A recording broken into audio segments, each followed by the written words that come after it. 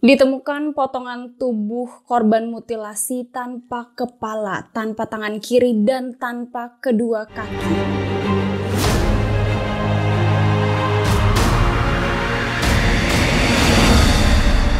Assalamualaikum warahmatullahi wabarakatuh. Hai, halo. Terima kasih kamu udah klik video ini. Kembali lagi sama aku Tamara Delfu, dan hari ini aku akan memberikan informasi kriminal di mana telah ditemukan jenazah korban mutilasi di daerah Kalimalang, Bekasi.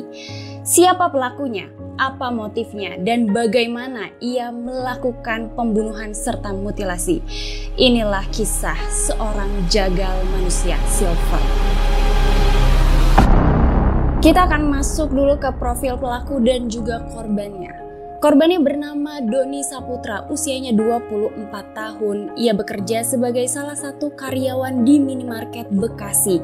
Ia merupakan warga Kabupaten Cilacap, Jawa Tengah. Sementara pelakunya berinisial A, usianya masih 17 tahun.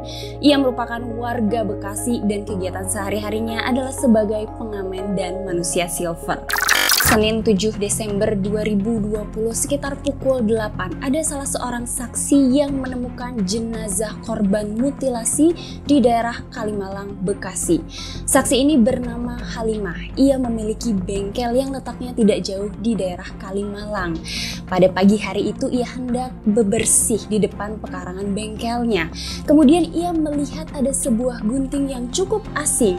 Gunting itu bukan miliknya, dan ia baru pertama kali melihat keberadaan gunting itu. Ketika Halimah hendak mengambil guntingnya, ia melihat ada ceceran darah di sekitar gunting yang dia temukan. Ia kemudian menelusuri bercak darah yang ia temukan, dan sampailah Halimah ini di dekat kali dan ia menemukan jenazah korban mutilasi. Penemuannya itu kembali diberitakan kepada warga sekitar, lalu dilaporkan ke polisi. Setelah mendapatkan laporan dari warga, polisi kemudian datang ke daerah Kalimalang untuk melihat jenazah korban mutilasi. Pada saat polisi datang, polisi melihat keadaan korban itu tanpa kepala, tanpa tangan kiri, dan tanpa kedua kakinya. Jadi polisi melihat hanya badan dan tangan kanannya saja yang ada. Setelah itu polisi melakukan olah TKP untuk mencari barang-barang yang dapat memberikan informasi siapa sebenarnya korban mutilasi ini. Tapi ternyata polisi tidak dapat menemukan barang-barang yang mengacu pada identitas korban. Pada saat itu polisi hanya menemukan beberapa helai baju sebagai bukti bahwa itu diduga milik korban. Potongan tubuh itu kemudian dibawa oleh polisi ke Rumah Sakit Polri Kramat Jati untuk dilakukan pemeriksaan dan otopsi. Sementara menunggu hasil otopsi, polisi tetap menanyakan keterangan-keterangan saksi yang pertama kali menemukan jenazah korban mutilasi. Selang beberapa jam dari penemuan tubuh korban, ada laporan masuk ke kepolisian mengenai penemuan sepotong tangan di daerah TPS di Bekasi. Tempat pembuangan sampah itu berada di daerah Kayu Ringin. Polisi kemudian langsung datang ke TKP dan langsung menanyakan keterangan saksi yang pertama kali menemukan potongan tangan. Saksi itu bernama Heri Wibowo. Ia merupakan petugas kebersihan. Ia menceritakan kepada polisi sekitar pukul 6 ia menemukan plastik yang ia duga isinya adalah botol-botol rongsokan. Heri kemudian membuka plastik hitam itu dengan cara merobeknya, namun bukan botol-botol rongsokan yang ia temukan, melainkan potongan tangan dalam keadaan bersimbah darah. Pada saat itu polisi menduga ada hubungan penemuan potongan tangan dengan penemuan tubuh korban mutilasi sebelumnya. Potongan tangan itu kemudian dibawa oleh polisi ke rumah sakit untuk dilakukan pemeriksaan dan juga otopsi. Menurut pemeriksaan awal, ada hubungan antara potongan tangan dan potongan tubuh mutilasi sebelumnya. Dari keterangan polisi diketahui korban kemungkinan dibunuh dan dimutilasi kurang dari 24 jam karena polisi tidak mencium adanya bau busuk, tidak menemukan lebam dan juga kaku di anggota tubuh. Semacam masih fresh ini korbannya. Dari keterangan polisi diketahui bahwa ada tato di salah satu anggota tubuh korban dan ditemukan bekas tusukan di dada korban sebanyak 2 bekas tusukan. Polisi kemudian menunggu hasil otopsi dari rumah sakit. Pada saat itu hasilnya keluar dan mengatakan bahwa polisi dapat mengidentifikasi sidik jari korban mutilasi itu, dan korban mutilasi itu teridentifikasi dengan nama Doni Saputra merupakan warga Cilacap, Jawa Tengah. Setelah mengantongi identitas korban, polisi kemudian menghubungi aparat desa tempat kampung halaman korban. Aparat desa itu mengatakan benar bahwa Doni ini adalah warga di kampungnya. Setelah itu, aparat desa bersama dengan polisi datang ke rumah korban dan mengatakan bahwa Doni Saputra telah meninggal dunia. Namun pada saat itu polisi tidak mengatakan kejadian yang sebenarnya kepada ibu korban, karena setelah diberitahu bahwa anaknya meninggal, ibu korban ini langsung histeris, menangis dan pingsan beberapa kali karena ia tidak percaya dengan apa yang telah terjadi pada anaknya. Setelah itu kemudian keluarga korban diminta untuk tes DNA untuk mengungkap benarkah korban mutilasi ini adalah Doni Saputra. Setelah polisi mengungkap identitas korban, kemudian polisi berusaha untuk mengungkap siapa pelaku pembunuhan dan mutilasi terhadap Doni. Polisi pada saat itu berkata akan melakukan pengecekan sidik jari yang berada di baju milik korban. Sehingga akhirnya pada tanggal 9 Desember 2020, tepat pada pukul 1 malam, setelah mengantongi identitas pelaku, kemudian polisi datang ke rumah pelaku di daerah Bekasi. Polisi melakukan penggeledahan pada pukul 1 dini hari. Namun pada saat itu pelaku yang berinisial A tidak berada di tempat. Namun menurut keterangan warga sekitar, biasanya pelaku berada di sebuah rental PS. Polisi kemudian langsung datang ke rental PS yang dimaksud oleh warga itu dan menemukan pelaku ada di sana. Pelaku tidak melakukan perlawanan pada saat diringkus oleh polisi. Sekitar pukul 1:30 dini hari, pelaku ini kemudian diamankan di kediamannya. Di sanalah pelaku mengakui memang telah membunuh dan memutilasi Doni Saputra. Ia kemudian dibawa ke kantor polisi untuk dimintai keterangan lebih lanjut. Setelah melakukan penangkapan kepada pelaku berinisial A, polisi juga di tanggal yang sama menemukan sisa potongan tubuh yang selama beberapa hari ini belum bisa ditemukan. Polisi menemukan potongan kaki dan kemudian menemukan potongan kepala di daerah yang tidak jauh dari TKP sebelumnya. Dari konferensi pers yang dilakukan oleh polisi diketahui setelah 3 hari polisi menyelidiki dan mengusut kasus ini, akhirnya polisi dapat membongkar siapa pelaku, apa motifnya, dan bagaimana kronologi pembunuhannya. Dari keterangan pelaku kepada polisi dikatakan bahwa pelaku dan korban ini berkenalan sekitar bulan Juni tahun 2020 di sebuah kendaraan umum. Kemudian bertemu untuk kedua kalinya pada saat pelaku ini ulang tahun di bulan Juli tahun 2020. Motif pembunuhan ini karena pelaku sakit hati, kesal dan marah karena kerap kali dipaksa untuk melakukan hubungan asusila sesama jenis oleh korban.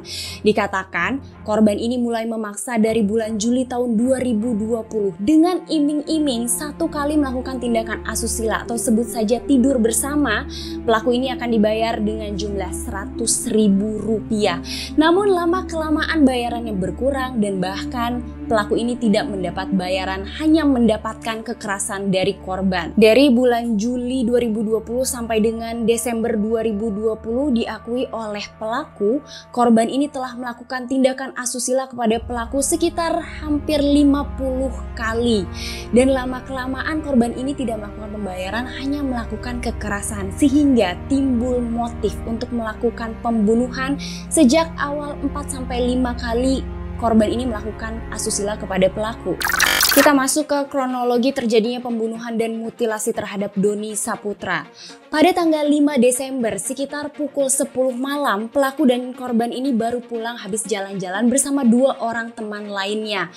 Korban dan pelaku ini pulang ke rumah pelaku dan lagi-lagi mereka melakukan tindakan asusila. Walaupun pelaku ini pernah diancam dan pernah dikasari oleh korban, timbullah kemudian motif ingin membunuh dari pelaku. Setelah melakukan tindakan asusila itu, korban terlihat tidur. Lalu pelaku ini membawa sebilah parang, langsung menusukkan parang itu ke perut korban sebanyak 1 kali. Kemudian korban ini belum meninggal, ia kemudian membacok mulut korban sebanyak 2 kali. Lagi-lagi korban belum meninggal. Setelah itu ia melakukan pembacokan di daerah mata, karena pada saat itu menurut keterangan pelaku, pelaku, ia melihat korban masih sempat membuka mata. Setelah itu barulah pelaku menggorok leher korban. Untuk memastikan korban telah meninggal, pelaku lagi-lagi menusuk perut korban sebanyak 4 kali. Lalu sebelum memutilasi, pelaku ini mencacah wajah korban berkali-kali hingga wajahnya ini hancur. Setelah itu ia sempat merasa kebingungan apa yang harus ia lakukan. Ia berpikir untuk memutilasi korban, memotongnya menjadi 4 bagian, kemudian menaruh masing-masing potongan tubuh itu ke dalam plastik dan membuangnya di 4 tempat yang berbeda. Atas kejahatan yang dilakukan oleh pelaku ini diancam dengan 3 pasal, yaitu pasal 340 KUHP, pasal 338 KUHP, dan pasal 365 KUHP dengan ancaman hukuman 20 tahun penjara atau seumur hidup. Menurut keterangan polisi bahwa dikatakan proses pengadilan dan proses pencarian datanya ini akan dibedakan dari proses-proses kriminal yang lainnya karena pelaku ini masih berada di bawah umur, dan dikatakan selama menjalani proses pencarian fakta, polisi akan memberikan pendampingan dari badan-badan tertentu kepada pelaku. Ada kisah lain menurut kesaksian tetangga yang tinggal di sebelah rumah pelaku. Ia menceritakan bahwa pelaku ini sudah yatim piatu. Ia memiliki 2 orang kakak namun tidak tinggal satu rumah. Kakaknya ini tinggal di rumah yang lain, sementara ia atau pelaku ini tidak mau tinggal bersama kakaknya. Ia lebih memilih tinggal di rumah warisan milik orang tuanya. Menurut keterangan tetangganya dikatakan setelah ibunya meninggal, pelaku ini kemudian putus sekolah dan memilih untuk bekerja sebagai pengamen atau manusia silver. Ada hal-hal yang cukup aneh yang dikatakan oleh tetangganya. Pada hari Minggu, ia mendengar sesuatu yang berbeda dari tetangga sebelah rumahnya. Dikatakan hari Minggu itu dia mendengar suara duk, duk, duk. Dan ia sempat menanyakan kepada pelaku, suara apa itu? Dan pelaku mengatakan ia sedang memasang keramik. Tetangganya tidak menaruh curiga. Kemudian tetangganya mencium ada bau yang menusuk di hidung. Lagi-lagi tetangganya menanyakan kepada pelaku, bau apa itu? Kemudian pelaku mengatakan ia sedang mengecat barang. Dan tetangganya ini lagi-lagi berkata itu hal yang wajar. Setelah itu ada hal aneh lagi. Pelaku ini meminta plastik berwarna merah atau hitam dengan ukuran besar. Namun tetangga ini mengatakan ia tidak memiliki plastik sebesar itu. Tapi kelihatan bahwa pelaku ini tidak terlihat mukanya sedih atau bingung atau habis melakukan sesuatu dosa. Setelah itu kemudian ia baru mengetahui bahwa pelaku ini melakukan pembunuhan pada saat melakukan bunyi-bunyi yang aneh dan bau-bau yang menyengat. Dikatakan menurut kesaksian dari tetangga pelaku, ia memang mengenal sosok korban yaitu Doni Saputra karena setiap hari Sabtu Doni ini sering berkunjung ke rumah pelaku, kadang-kadang menginap. Gimana menurut kalian kasus mutilasi yang dilakukan oleh remaja berusia 17 tahun ini? Sangat-sangat sadis banget ya kalau menurut aku. Dan ternyata banyak sekali korban asusila ini yang korban-korbannya adalah anak-anak jalanan atau pengamen jalanan. Gimana menurut kalian? Please komen di bawah sini. Terima kasih kamu udah nonton video aku hari ini. Segitu dulu aja informasi kriminal hari ini. Jangan lupa untuk selalu support channel aku dengan klik subscribe, di like, dan juga dinyalakan lonceng notifikasinya. Sampai ketemu, bye-bye.